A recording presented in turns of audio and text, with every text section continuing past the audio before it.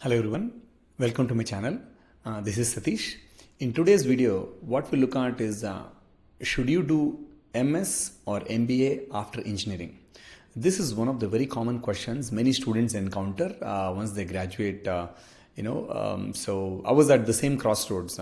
So this is, like the kind of advice you get, it can be very, very misleading.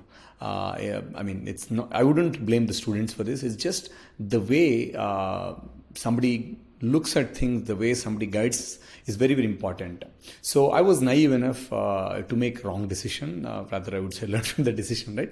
So just to give you a background, I have an MS in computer science from US University, and then I worked, and then I did an MBA as well from US universities as well. So I've done both MS and MBA. And what I learned in my MS is that I should have never done MS in computer science. I should have done an MBA.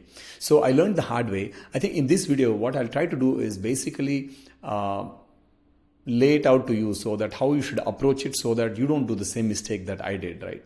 So firstly, what is the typical kind of guidance that you get, or what when student asks? So when I went and asked somebody, of course I was very naive, right? So when I asked, should I do MS or MBA after my bachelor's, they say, oh, you did bachelor's in computer science, master's in computer science would be excellent, just do that. Somebody would say, oh, you do MBA, it's a good change for you, you'll become a manager, you'll make more money. So everybody has their own set of advice. And as a student who really did not study in one of the finest colleges, right? So I went to a very small college. It doesn't have enough guidance for me. So I was naive also. I picked a decision, okay, I'll do MS.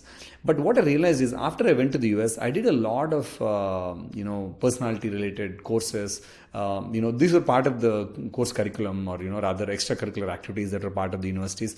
I did, my typology tests, like MBTI tests or Jung Typology tests and these kind of things. And I figured out that, it's a wrong choice that I've done, right? So it was too late in the game for me. So that's why I had to basically start working and then again do MBA. So just the way you should look at your career is, where do you see yourself in the next, 10 years, right? And what are you happy doing every day, right? What is you're passionate about? Like for example, I was doing coding, I was making it work, but would I do all my life? I would not know, right? I was not very, so after I started doing some of the coding, I was not very happy. So the kind of work the career progression you would have when you do an MS is going to be very different from an MBA. So first thing is, think about what you want to do down the lane in 10 years or even 15 years, right? Do you want to be, what kind of track you want to be? So that would be the first thing. So that will give you a high level idea where you want to, start. So the next question is to understand what you study in each of these, right? So just to give you a very, very high level idea, an MS degree, what you learn in MS is, it's Master of Science, right? Literally what you do here is you're going deeper into the subject. For example, in my field, right, I was bachelor's in computer science. So I had operating systems. In master's, I had advanced operating systems. I had data structures in bachelor's, I had advanced data structures. So everything you're going one level deeper. So the idea is you're actually understanding much deeper things so that you can do more research. And usually the path for an MS student is to do a PhD, that's the typical path. If you go further down, it's kind of prepping you to go to the next level. So that's a typical path for an MS student. Go deeper into what you're studying, deeper into an area. It could be like an area in that subject or in that field, and then going deep and then doing research or doing advanced things so that you could do similar things in that area. So your job's also going to be advanced, technical related ones. So that's the way MS will progress, right? Unlike an MBA is, if you look at an MBA is a management degree, Master of Business Administration, right? So in that, you learn about things that are more related to business, accounting, finance, marketing, behavior, organizational management, all of these things, strategy, all of these are how to run a business. So typically MBA is done, to advance in your career or to change your career. So for example, you were doing some IT stuff and you want to now become functional side of things. You want to become an analyst, or you want to be get into sales, or if you want to flip your career, 180 degrees and change it, you could also do that after an MBA. Or you want to, lead a team. So basically MBA is more on the management side, looking at the general business, and you see people telling, I have an MBA in marketing. It doesn't mean anything, frankly. MBA is a general management degree. It's just that you have done 2 or 3 courses more in your last semester, or you have an emphasis on marketing. That doesn't mean it's equivalent that you will have to get a job only in marketing after doing MBA. So just an emphasis. So this is also a common perception people have, that MBA in this means I can only do this. But in general, this is how it's at least structured in most of the US universities, right?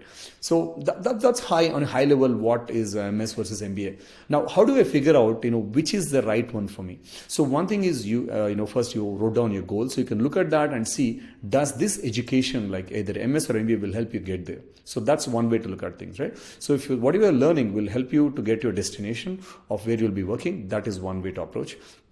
And the second one is, there are tools that are out there like Myers-Briggs, test, which gives you a personality, which will identify your personality, or a Jung Typology test. Basically, what these do is they ask you a bunch of questions, and then some are paid, like MBTI, Myers-Briggs costs you about $60, right? But worth every single penny. You will get personality types like ENTJ, ENFJ, like extrovert. Are you an extrovert or introvert? Are you more feeling person or a judgment person? They give you a type, right? So based on the type, they kind of give you what are the typical career paths that you can take. Again, it's not an ideal fit, but again, it will give you a high level idea of what are your personality traits, and what would you enjoy, what are the typical paths for these kind of people. So it's kind of like a match. Again, if you're passionate about something else, you can do, but it tries to identify what matches into that. Again, it gives you a broad range, right? So I did these multiple times actually, and it was resounding that I was in the wrong career also, and I was not enjoying it. So that's why I made a move. So just if you want to if you're stuck at crossroads, the first thing is identify where you see yourself working after 10 years, right? Talk to few people in the industry, what they're doing, and understand that. Second one, look at taking one of these tests, either Myers-Briggs test or a Jung Typology test. I'll put a link in the description. And then then after that, put all of these in a place, and then think about where you see yourselves. And also, one perception is MBA should I do immediately or after that? We'll cover that in the next video. But ideally, MBA is done after a few years after working, not immediately. But MS is usually done right immediate after you graduate. So this is a typical process. Hope you liked the video and it gave you some guidance. So thank you for watching. Do subscribe for getting regular updates.